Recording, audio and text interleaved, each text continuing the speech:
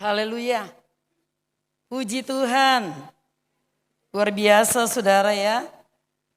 Pada waktu kita memuji dan menyembah Tuhan, kita percaya kuasa Tuhan hadir. Saudara sudah lelah sepanjang tahun ini, tema atau judul atau apa ya Pak Pendeta? Tema kita ya, di malam Natal ini adalah Yesus mempedulikanmu. Haleluya. Ini luar biasa sekali.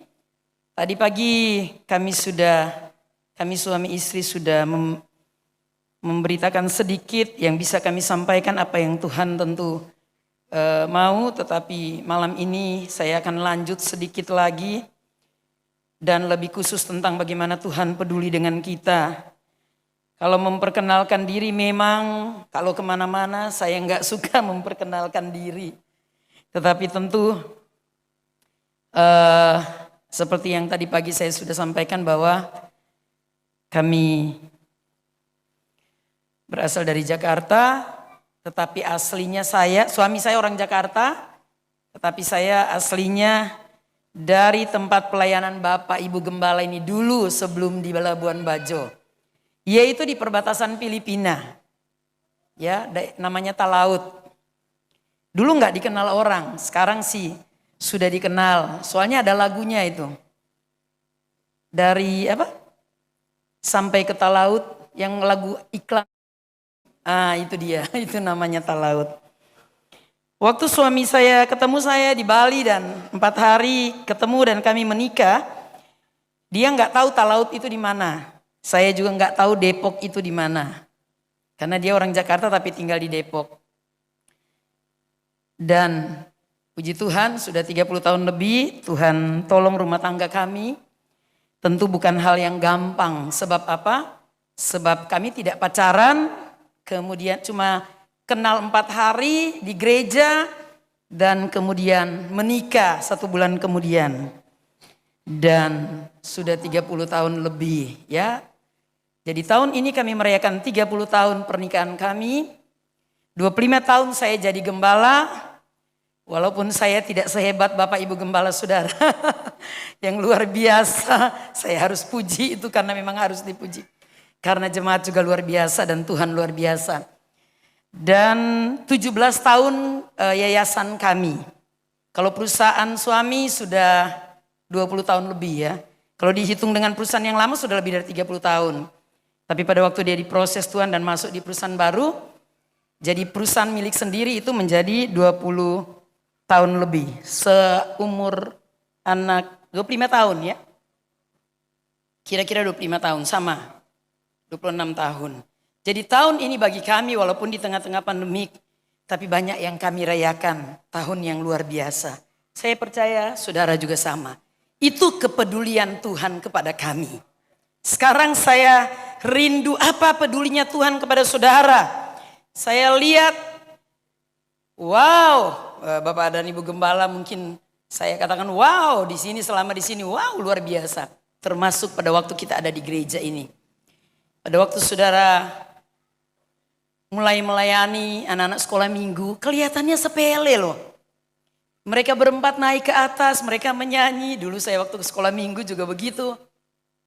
Mereka mengikuti gerakan tarian. Sebab di firman Tuhan, pada waktu pembangunan bait suci dan pada waktu bait suci itu sudah jadi. Atau pada waktu Tuhan menyuruh umat Tuhan beribadah di dalam tempat suci. Atau beribadah di dalam satu kemah. Itu ada barisan penyanyi, ada barisan penari. Jadi itu gak dibuat-buat sama gembala itu. Kita mengikuti Alkitab. Dan anak-anak yang melayani, mereka menari ya. Sekarang kelihatannya seperti biasa saja. Tapi setiap yang kita lakukan selalu Tuhan catat. Saya alami itu. Karena dari kecil setiap sekolah minggu, remaja, ngajar sekolah minggu, guru-guru sekolah minggu. Apa yang Anda lakukan tidak sia-sia, asal jangan bersungut-sungut. Melakukan sesuatu kepada Tuhan jangan bersungut-sungut. Tidak diberkati. Tuhan sudah mau berkati, bersungut-sungut. Berkatnya lari. Lakukan dengan sungguh-sungguh.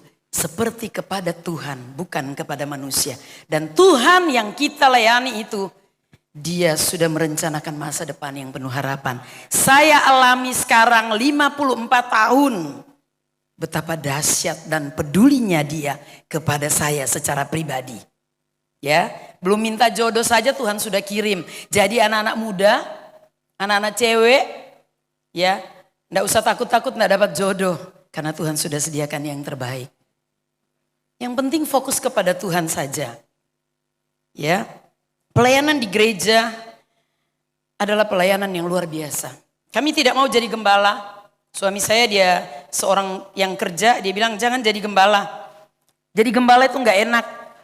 Ya, saya enggak tahu dia punya alasan apa. Dia melihat ada banyak hamba-hamba Tuhan, seringkali jemaat suka marah sama gembala ya. Sehingga suami saya katakan jangan jadi gembala. Tetapi kalau Tuhan yang suruh, tiba-tiba saya dilantik jadi gembala 25 tahun lalu. Gembala kami yang senior dia kasih mimbar, dia kasih ini. Saya bilang saya gak mau melayani, saya takut. Dan akhirnya Tuhan bikin anak kami yang nomor 2. Waktu itu umur 1,5 tahun kena demam berdarah. Saya tahu Tuhan sedang mengingatkan saya. Sebagai anak kepada Bapak saya tahu Tuhan sedang menegur saya. Saya menangis, saya katakan Tuhan saya minta ampun dan saya mau melayani. Tapi saya hanya mau melayani sekolah minggu saja Tuhan. Kita masih tawar-tawar. Tetapi Tuhan punya rencana. Rupanya saya dulu suka ngajar sekolah minggu. Saya dulu setia. Dan kesetiaan itu tidak terasa. Bahkan kita lupa. Tetapi Tuhan tidak pernah lupa.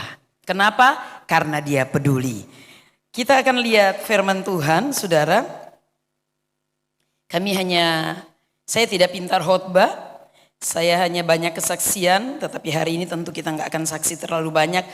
Biar nanti datang lagi ya Pak Gembala ya. Supaya kesaksiannya dibagikan lagi. Yesus datang kali yang pertama sebagai bayi. Ya kurang lebih 2000 tahun yang kita merayakan hari ini. Walaupun aslinya ya secara kalender Yahudi Yesus tidak lahir di bulan Desember. Ya diperkirakan barangkali mungkin sekitar bulan Maret. Tetapi enggak apa-apa, it's okay. Di dunia sudah berlangsung itu ya. Dan yang paling penting bukan kita tahu tanggal bulannya kapan seperti ulang tahun kita. Tetapi yang paling penting Dia datang untuk apa? Dia datang ke dunia karena Dia peduli dengan kita.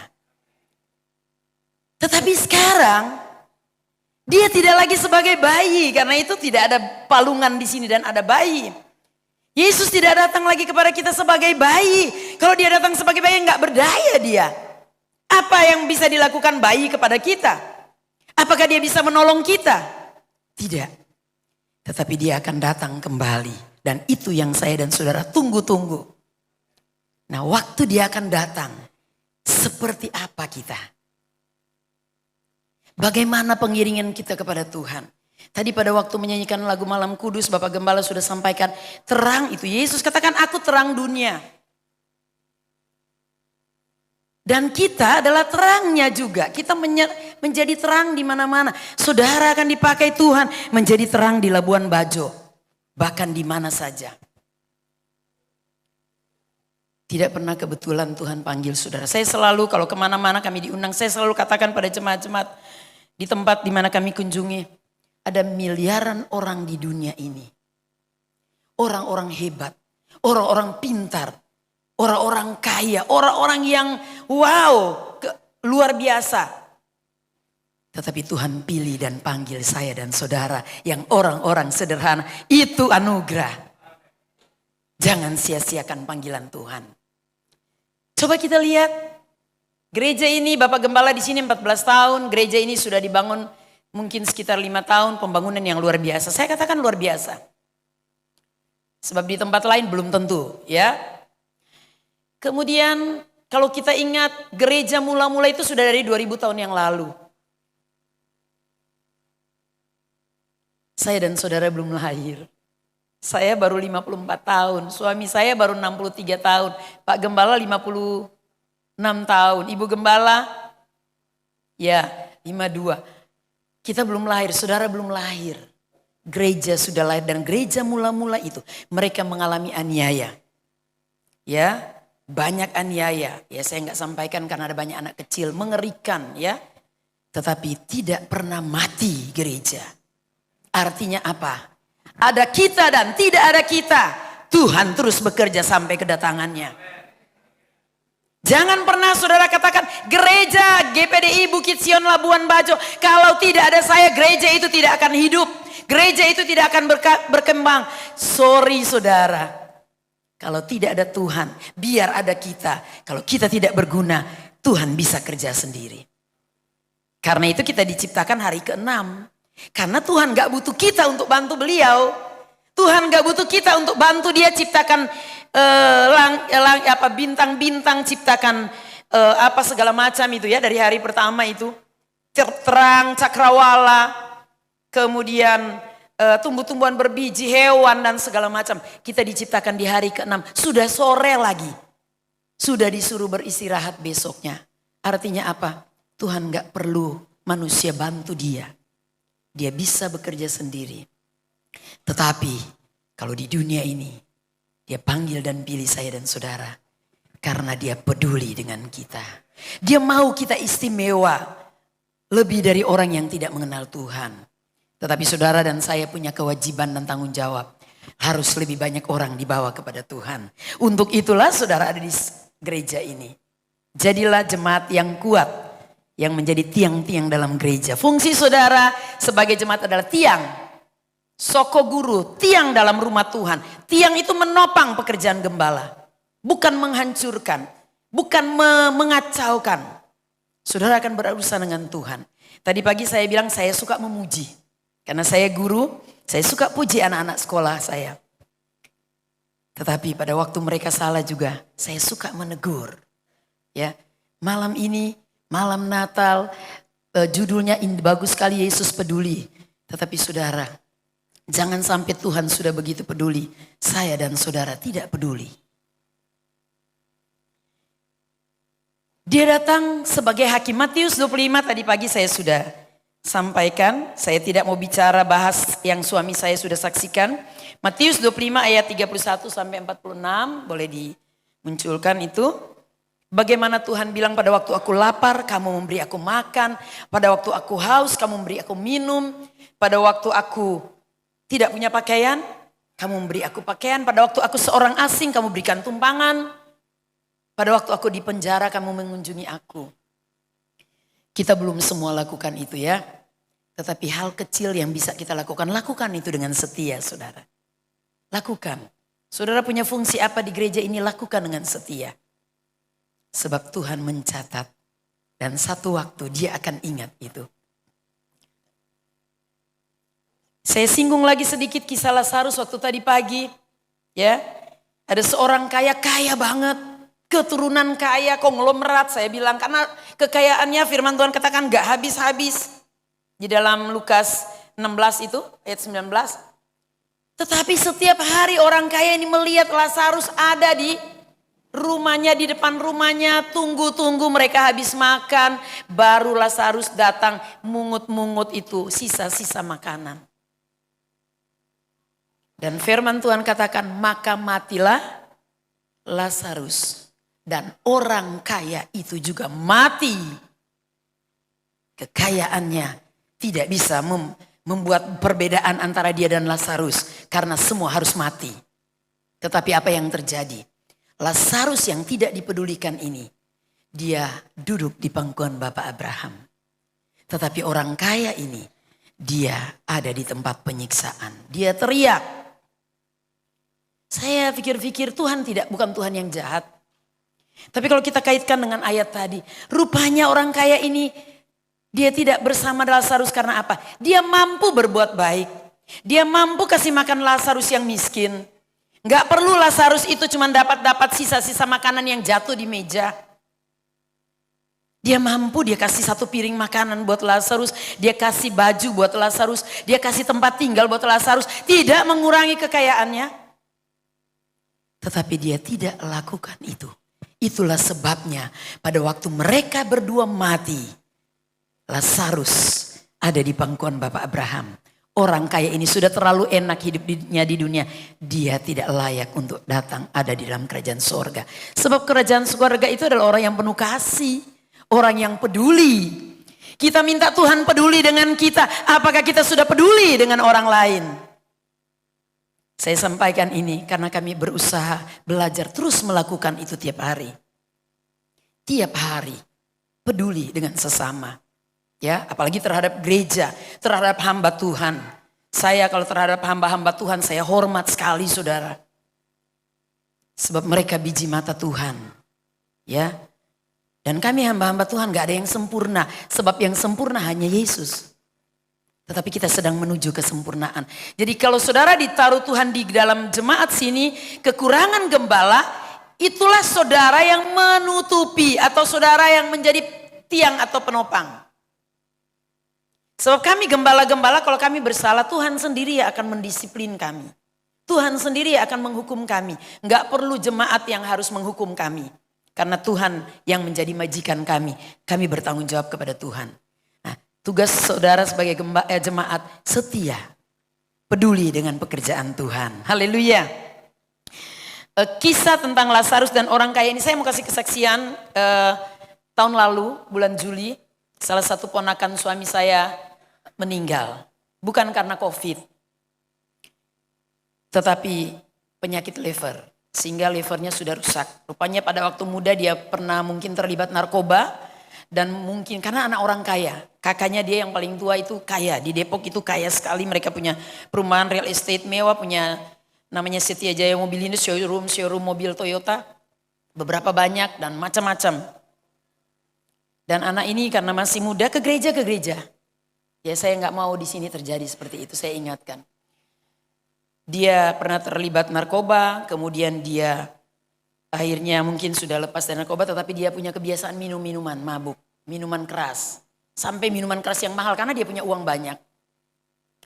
Suka nyumbang gereja, suka. Dia di antara mereka bersaudara, 3 anak itu, dia paling suka nyumbang gereja, orangnya boros. Tetapi juga suka main judi. Saya kenal dekat karena waktu kami menikah, anak-anak ini memang ada ya. Kemudian anaknya baik, ramah sama siapa saya. Temannya itu ya Kapolres ya, pokoknya pejabat-pejabat pemerintah juga dekat sama dia. Karena orangnya boros royal, suka ngasih. Tetapi saudara, dia tidak peduli dengan kesehatan tubuhnya. Akhirnya apa? Kami tiba-tiba dikasih tahu sudah meninggal. Loh, baru 43 tahun. Kurang apa itu duit? Livernya sudah rusak. Mereka sudah mendapatkan orang untuk donor. Mereka cari kalau nggak salah dapatnya dari Cina. Dan mereka harus lakukan operasi itu di Singapura. Karena hanya di Singapura bisa ya. Indonesia nggak bisa. Sudah disiapkan uang. Kalau nggak salah 6 miliar untuk transparan itu. Hati itu. Untuk dioperasi itu diganti. 6 sampai 9 miliar. Uang mereka punya. Tetapi kenapa sampai meninggal? Karena pada waktu itu sudah berulang-ulang mereka minta izin untuk masuk ke Singapura. Tetapi Menteri Kesehatan Singapura menolak. Tidak boleh karena COVID. 1 bulan dia di rumah sakit. Kami tidak tahu, kami tidak diberitahu. Saya menyesal.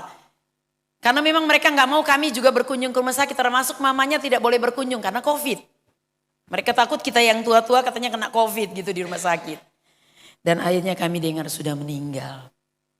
Kekayaannya tidak menolong dia memperpanjang umurnya. Masih sangat muda. Ceknya dia ini adik papanya ya, omnya ini sudah 63 tahun. Dia baru 43 tahun, badannya gagah, tinggi, lebih tinggi dari omnya. Anaknya baik, ketemu kami begitu hormat. Di gereja sama gembala juga sangat baik, sering sumbang mereka pembangunan gereja dikasih. Tetapi dia tidak menjaga kesehatan tubuhnya. Saudara, ingat baik-baik. Pasti Bapak Gembala, Ibu Gembala sudah ingatkan. Tubuh kita itu adalah baitnya Tuhan. Rawat, jaga. Di tengah-tengah COVID, bukan kita tidak punya iman. Tetapi kita harus ikuti peraturan protokol kesehatan. Supaya kita tidak membahayakan orang lain juga. Saya termasuk paling ketat. Ya, kami punya sekolah, yayasan, ketat sekali saya. Guru-guru kami suruh ngajar dari rumah. Ada 40 orang lebih. Karena kami TK, SD, SMP, SMA. Semua anak sekolah dari rumah. Tetapi tidak menghalangi kami untuk tetap beribadah. Jadi dari Senin sampai Jumat kami beribadah online. Malah yang tadinya cuma anak-anak sekolah yang ibadah di aula sekolah atau di kelas masing-masing. Sekarang ini sudah sejak pandemik, orang tua yang di rumah yang work from home juga, mereka juga ikut ibadah. Jadi tiap pagi Senin sampai Jumat kecuali hari libur, ada kira-kira 700 sampai 1000 orang ibadah online. Anak murid dan orang tua dan keluarga. Itulah rencana Tuhan. Di tengah-tengah COVID dan banyak orang rindu Tuhan. Itu dari berbagai agama saudara. Termasuk yang bukan Kristen. Karena kami terima semua. Dan mereka ikut ibadah. Ya, luar biasa Tuhan itu kalau bekerja. Di satu sisi ada pandemik. Tetapi di sisi lain orang sedang mencari Tuhan. Sebab kaget, wow. Ya. Tadi kesaksian saya uang. Seperti orang kaya dan Lazarus. Orang kaya itu dia punya uang banyak sekali. Tapi dia harus mati. Sebab yang pegang hidupnya bukan dia, bukan uang, bukan kekayaannya. Tetapi Tuhan. Yang pegang nafas hidup kita yang bisa diambil kapan saja. Tuhan. Kepada dialah kita harus hormat.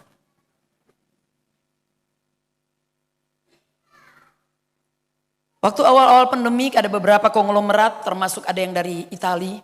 Kalau kita baca ya, kalau kita dengar di berita. Itu orang kaya sekali sampai anaknya menangis meraung-raung. Papanya punya uang kekayaan gak habis-habis. Tapi waktu kena COVID tidak bisa tertolong.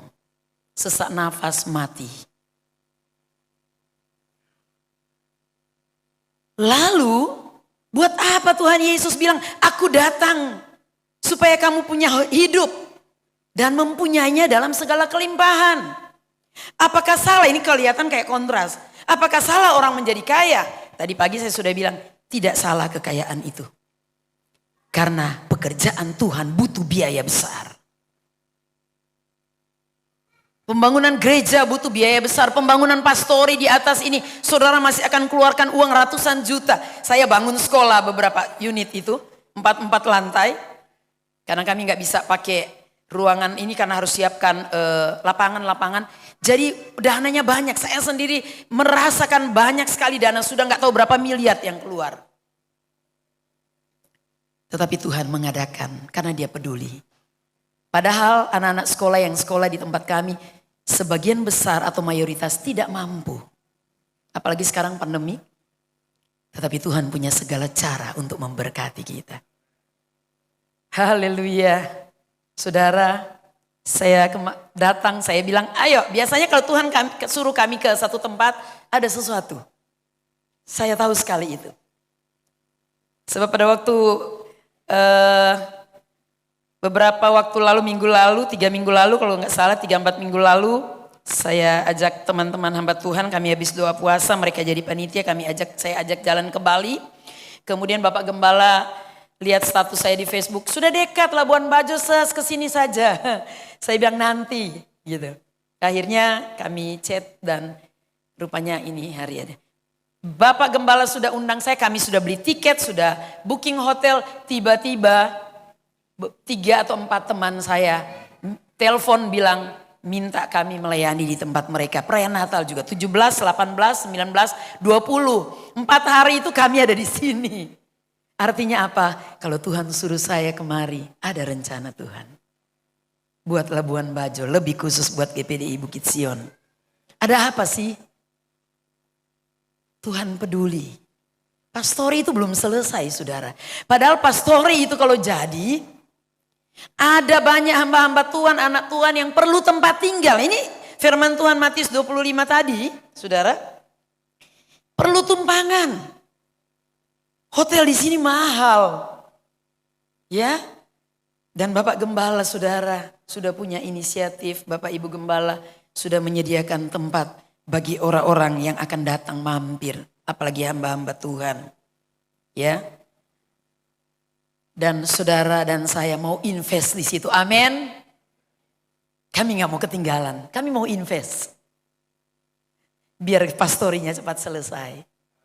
Haleluya. Saya invest 10 juta saudara. Terserah jemaat nanti. Tetapi suami saya dia akan ulang tahun 63 tahun di akhir tahun ini. Dan dia nanti akan sendiri lagi. Saya sendiri, saya punya korban sendiri untuk pastori yang di atas. Dan nanti suami saya ucapan atau korban syukur. Kami setiap ulang tahun, baik anak ulang tahun sekolah, ulang tahun yayasan, itu. Ulang tahun saya penggembalaan 25 tahun, ulang tahun apa lagi?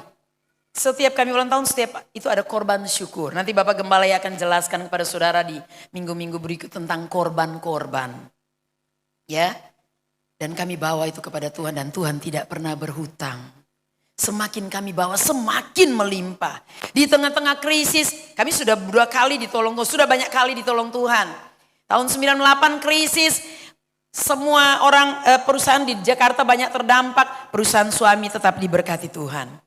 Pandemik ini banyak perusahaan-perusahaan juga tutup mengurangi karyawan. Perusahaan suami saya Pak Daniel ini tetap perusahaannya, tetap proyeknya jalan, Tuhan tetap berkati. Kenapa? Karena Tuhan tahu kami harus menyalurkan berkat kepada banyak orang lain.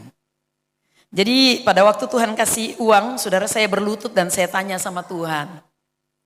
Ya, ini untuk apa Tuhan? Apakah ini untuk kami sekeluarga?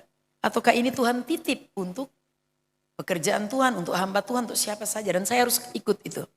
Kami takut sekali untuk pakai uang itu ya. 25 tahun melayani, karena suami seorang yang kerja, kami punya komitmen untuk tidak mengambil. Saya mau kasih tahu saudara ya. 25 tahun kami melayani tidak ambil persembahan, tidak ambil korban. Jemaat suka bawa korban syukur, buah sulung waktu mereka baru dapat kerja. Mereka persembahkan gaji pertama kepada Tuhan. Dan mereka diberkati tidak kehilangan pekerjaan. Termasuk 4 anak kami. Kemudian ada korban-korban syukur dan lain-lain, mereka macam-macam ya. Seperti kemarin saya lihat kami baru sampai ada rumah baru gitu ya. Ucapan syukur rumah baru. Itu kalau di jemaat kami itu ada korban syukur rumah baru. Saya nggak tahu kalau di sini ya. Tapi kalau di kami sana seperti itu. Ada korban-korban macam-macam. Saya bangun sekolah ada korban syukur saya persembahkan kepada Tuhan. Itu biasanya kami salurkan. Tapi saudara, gembala saudara full time melayani. Saya tidak ambil itu karena suami saya kerja. Jadi saya tidak ambil. Saya rasa cukup Tuhan kasih dari pekerjaan. Jadi semua korban persembahan perpuluhan kami kirim kemana-mana. Ya, tetapi kami tidak kekurangan. Karena kami menyalurkan berkat Tuhan dengan semestinya. Ada seringkali saya takut Tuhan, jangan sampai saya kepake duit. Yang kami sudah komitmen untuk kami salurkan. Nah saudara perhatikan, saya singgung sedikit lagi tentang perpuluhan. Tadinya saya nggak mau bicara ini sebab suami saya sudah bicara tadi pagi. Tetapi saya harus sampaikan ini. Karena ini kunci berkat saudara. Saya dari kuliah sudah bawa perpuluhan ya dari kecil. Suami saya juga sama. Anak-anak kami dan anak-anak sekolah minggu dan setiap gereja yang kami kunjungi, saya suka ngajar sekolah minggu. Tadi cuman kami nggak sempat ya karena memang nggak ada, mungkin nggak ada. Dari kecil anak-anak sekolah minggu sudah diajar bawa milik Tuhan. Dari mana? Orang mereka nggak kerja. Ini kalau kita mau bantah-bantah ya. Saya ajarkan mereka sampai ke gereja di daerah kami di Talaut sana. Kalau saya kunjungi, saya ajar sekolah minggu. Saya bilang sama mereka, nak kalian berapa dapat uang jajan dari orang tua? 1.000 dulu 1.000. 1.000 kamu dapat dari mama papa. 900 Tuhan bilang kamu boleh pakai. Tapi 100 rupiah kasih balik sama Tuhan. Anak-anak ini ikutin. Dan kalau saya lihat sekarang di media sosial mereka diberkati di daerah kami. Jadi pengusaha-pengusaha kaya. Itu mereka nabur berapa puluh tahun lalu kalau saya kesan. Anak-anak kami sama. 4 anak kami. Dari mereka, dari 1.000 rupiah uang perpuluhan 100 rupiah. Terus berkembang, terus sampai mereka sekarang sudah kerja. Ada 1 anak yang perpuluhannya sudah hampir 2 juta. Tetapi mereka tidak merasa itu terlalu berat. Suami saya kalau dia dapat uang sampai miliaran, dia punya perpuluhan tentu ratusan juta, dia tidak merasa itu berat. Kenapa? Karena Tuhan kasih kita 90 loh. 90% buat kita apa nggak cukup. Cuma 10% Tuhan mau sebagai ketaatan kita. Dan itu saudara bawa bukan kepada gembala. Tetapi saudara persembahkan kepada Tuhan. Dan korban-korban harus terbakar habis di hadapan Tuhan. Waktu bangsa Israel mempersembahkan korban itu kan kambing domba itu. Dipersembahkan daging-daging. Dan waktu daging-daging itu dibakar berbau harum. Yesus belum datang untuk mati di dunia. Ya, pada zaman perjanjian. Korban itu berbau harum sehingga Tuhan senang. Tuhan mengampuni mereka. Tuhan memberkati umatnya. Artinya apa? Setiap korban yang saudara bawa, baik saudara sumbang untuk gereja, saudara bawa bahan makanan ke pastori, saudara lakukan apa saja untuk pekerjaan Tuhan. Semua itu harus terbakar habis. Tidak boleh diingat-ingat lagi. Korban yang tidak terbakar habis berbau busuk. Coba saudara biarkan daging tidak habis, tidak dimasak, tidak ditaruh di freezer, bau busuk dagingnya. Semua korban jemaat yang sudah melakukan korban di sini tidak boleh diingat lagi karena Tuhan tetap mencatat. Ya, jadi saudara bisa lupa juga korban itu, tetapi Tuhan mencatat. Nah, ada seorang hamba Tuhan di Meksiko. Seharusnya suami saya yang saksikan, tapi saya mau saksikan. Ada seorang hamba Tuhan, orang Amerika, dia pergi ke Meksiko, dia melayani di sana. Nah, mereka bikin KKR besar. Karena daerah di Amerika itu banyak padang gurunnya ya. Jadi mereka harus bikin kolam buatan untuk baptisan. Sebab biasa kalau ada KKR itu ada banyak orang minta dibaptis. Sementara KKR berlangsung, ya, anak dari gembala Meksiko yang tuan rumah itu kecebur kolam baptisan dan mati, tenggelam. Para pelayan gereja bilang, Bapak pendeta, anak Anda tenggelam dan mati, betul mati. Anak kecil ya, perutnya sudah kembung tentu air. Gembala ini, hamba Tuhan ini, dia pergi, dia ambil anaknya, dia peluk anaknya, dia masuk di salah satu kayak apa namanya, gazebo atau saung atau apa, dia masuk di situ. Dan hamba Tuhan dari Amerika itu ngintip lihat apa ini. Karena dia bicara dalam bahasa Meksiko. Dia peluk anaknya, dia katakan, God, but I am a tither. Dia bilang, Tuhan, saya ini pembayar persepuluhan. Saya ini pembayar persepuluhan. Apakah Tuhan tidak tahu dia bawa persepuluhan? Dia hamba Tuhan, dia gembala. Dan mujizat terjadi. Tiba-tiba anak itu memuntahkan semua air itu dan hidup lagi. Rupanya dia mengingatkan Tuhan bahwa dia taat terhadap apa yang Tuhan suruh. Salah satu ketaatan kita adalah membawa milik Tuhan. Kami katakan ini karena kami lakukan dan kami tidak pernah kekurangan. Tuhan berkati. Tadi pagi suami saya sudah saksikan tentang kami punya hutang. Kami harus minta ampun sama Tuhan. Karena bangun sekolah itu kami berhutang. Terpaksa, tapi tidak ada alasan.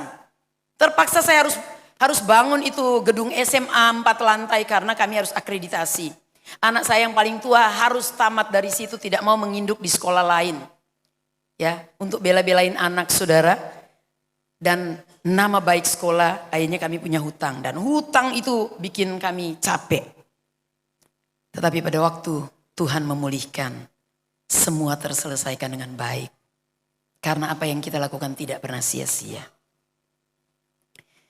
Matius 14 ayat 19 sampai 21, Yesus peduli. Pada waktu 5.000 orang yang mengikut dia kelaparan. Dia bilang gak boleh mereka disuruh pulang. Kita harus kasih mereka makan. Itu Yesus begitu peduli.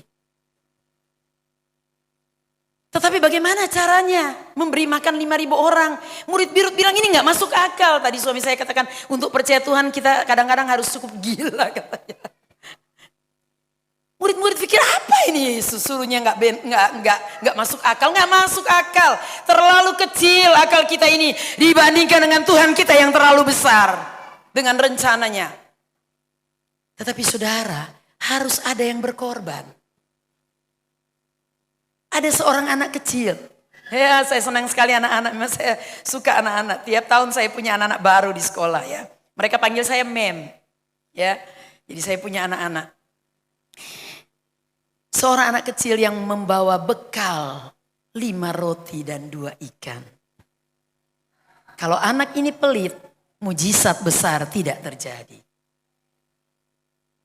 Tapi anak ini bilang, saya punya, ini bekal dia loh, dia ikut Yesus kemana-mana, banyak orang ikut Yesus, dia ikut-ikutan, dia mau dengar cerita tentang Yesus. Wow, ini bekal ini kan cuma buat dia makan, habis itu kalau habis dia kelaparan. Tetapi itu anak tidak pelit. Apa yang dia miliki dibawa kepada Yesus, yang sedikit itu menjadi berlimpah-limpah. Itu bukan hanya 5.000 orang saudara. Kalau saudara baca itu kisah 5.000 orang laki-laki saja. Belum terhitung wanita dan anak-anak. Tentu lebih banyak. Perkiraan sekitar 15-20 ribu orang. 5 roti, 2 ikan dibawa kepada Yesus. Memberi makan lebih dari 5.000 orang. Masih ada sisa 12 bakul. Karena dia peduli. Apa beban saya dan saudara? Saudara pikir Tuhan tidak peduli? Dia terlalu peduli. Mazmur 127 katakan, orang benar selagi dia tidur, kita tidur saudara. Tuhan sudah sediakan berkat untuk besoknya. Saudara baca Mazmur 127 itu. Tetapi yang jadi masalah, seringkali waktu berkat itu mau datang, pagi-pagi kita sudah sibuk dengan hal lain, bukan sibuk dengan menyembah Tuhan dulu. Menyerahkan segala sesuatu kepada Tuhan dulu. Kita pakai kekuatan kita, saya harus kerja cepat-cepat hari ini supaya saya dapat uang. Sia-sia. Cari Tuhan dulu, maka berkat Tuhan datang. Ada lagi berkat Tuhan sudah mau datang. Suami istri lagi ribut. Orang tua dengan anak lagi berantem. Mazmur 133, sungguh alangkah baiknya apabila semua rukun. Sebab kesanalah Tuhan memerintah berkat. Jadi pada waktu berkat mau datang dalam rumah tangga saudara, tertahan, langit bagaikan tembaga. Bukan tingkap-tingkap langit terbuka. Karena kita tidak layak menerima berkat itu. Karena itu tiap hari usahakan sekeluarga punya mezbah dan saudara bisa persembahkan doa kepada Tuhan. Dan sepanjang hari itu berkat Tuhan layak untuk kita terima.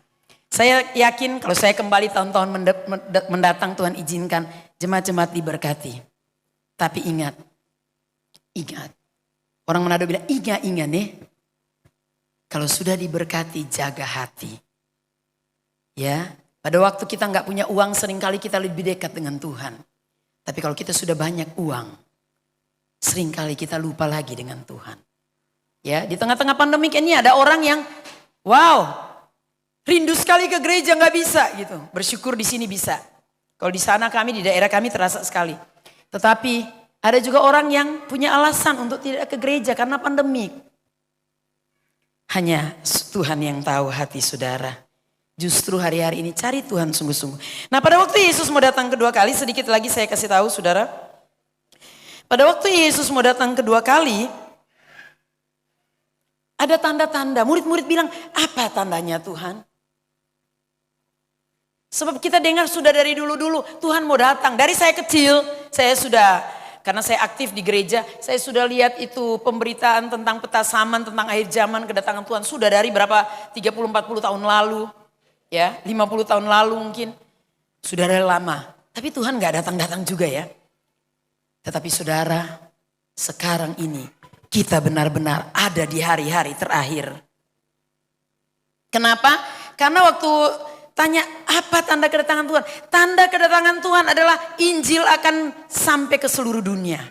Dan saudara lihat bagaimana internet itu membuat orang bisa melihat pemberitaan Injil di mana saja. Berarti Tuhan tidak lama lagi sudah mau datang. Apa yang saudara sudah buat?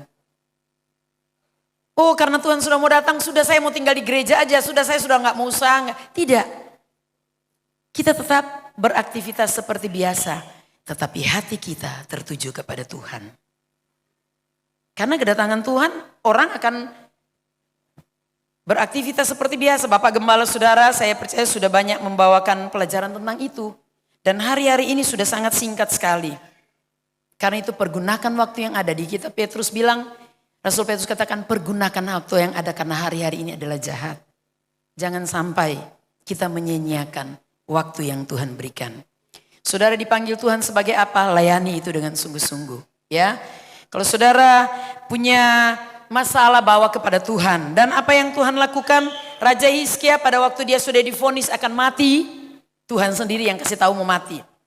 Dia bilang, Tuhan ingatlah, aku sudah berbuat baik.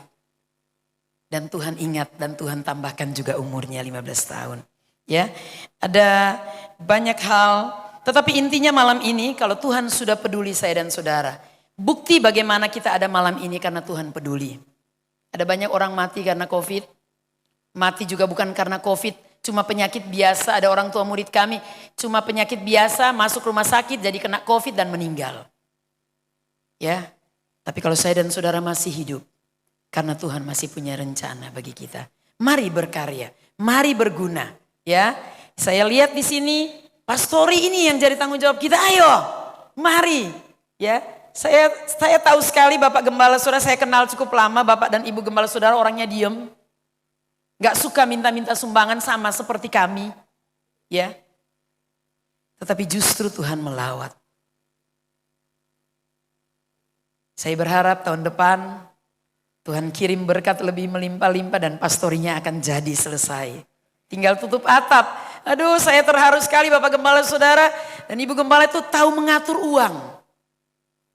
Sehingga ada berkat beli saya sudah lihat di bawah sana, saya suka jalan lihat-lihat.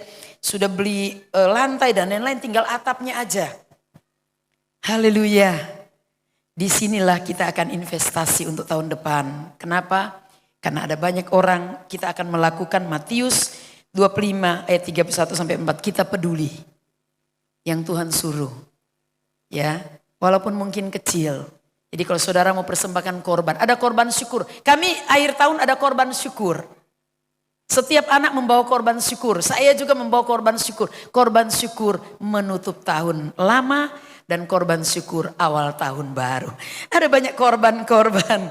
Mungkin di sini Bapak Gembala barangkali nggak sampaikan semua, tetapi saudara yang kekasih, kalau Tuhan sudah peduli dengan kita, apa yang dia lakukan waktu dia peduli dengan kita? Sebelum saya serahkan kepada Bapak Gembala, dia datang ke dunia. Dia bayar saya dan saudara dengan dirinya sendiri. Dia hargai kita seharga dirinya sendiri. Begitu mahal kita di hadapan Tuhan. Kalau Tuhan sudah begitu peduli dengan kita, mari kita peduli dengan sesama. Ya, ada orang-orang yang susah, kita mampu kasih sembako dan lain-lain, silakan. Mungkin dikumpul di gereja, itu bagus sekali. Kita bagi makanan.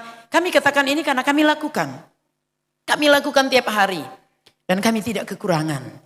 Tuhan tetap berkati. Beda dengan kami punya hutang, itu kesalahan kami. Kami sudah minta ampun, Tuhan selesaikan. Ya, dan pagi tadi suami saya sudah berbicara tentang bagaimana kita terlepas dari dosa. Mungkin tadi pagi ada yang tidak hadir. Kalau kita punya dosa-dosa, dosa pikiran, dosa motivasi, dosa nenek moyang kita, pelanggaran-pelanggaran mereka walaupun mereka sudah meninggal. 4 keturunan di atas kita dan kutuk itu seringkali mengenai kita. Ada yang punya kanker, sakit kanker dari kakek neneknya sampai ke anaknya. Bahkan ada yang sampai cucunya yang masih muda sudah kena kanker. Itu harus diselesaikan. Putuskan itu. Ya, tadi sudah berdoa. Yang sudah ikut berdoa tadi pagi Tuhan sudah ampuni. Dia tidak ingat lagi dan saya dan saudara juga tidak ingat lagi. Tetapi setiap hari kalau kita bersalah lagi, kita harus minta ampun lagi sama Tuhan. Sehingga kita bebas dari dosa. Ini yang saya lihat rencana Tuhan kita menuju gereja sempurna. Iblis gak bisa menuduh kita lagi. Waktu Tuhan mau berkati kita, iblis bilang jangan berkati. Orangnya hidupnya dalam dosa. Tapi pada waktu kita bereskan dosa-dosa kita, maka darah Yesus itu mengampuni. Darah Yesus ada. Tapi kalau kita tidak mengaku dosa, dosa kita tidak diampuni. Jadi kita harus mengaku dosa. Haleluya, itulah firman Tuhan malam ini. Dan kalau Tuhan sudah peduli dengan kita saudara, kita juga mau peduli. Kami jalan 3 hari dengan Bapak Gembala dan Ibu Gembala. Enggak banyak yang beliau sampaikan ya. Saya lihat intinya beliau sangat senang ya, jemaat-jemaat di sini, jemaat-jemaat yang luar biasa. Dan saya percaya gereja ini akan menjadi pusat ya dari pemberitaan ke tempat-tempat lain. Kami juga akan ikut-ikut sama-sama untuk datang-datang lagi pesiar ke sini. Sebab haleluya ada banyak orang akan dimenangkan bagi kerajaan sorga. Dan saya dan saudara ikut serta di dalamnya. Amin. Mau ya?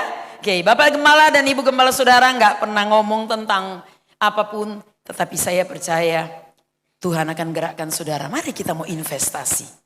Saya mau invest. Saya ini yang bukan jemaat di sini. Saya mau invest. Suami saya juga mau invest di sini.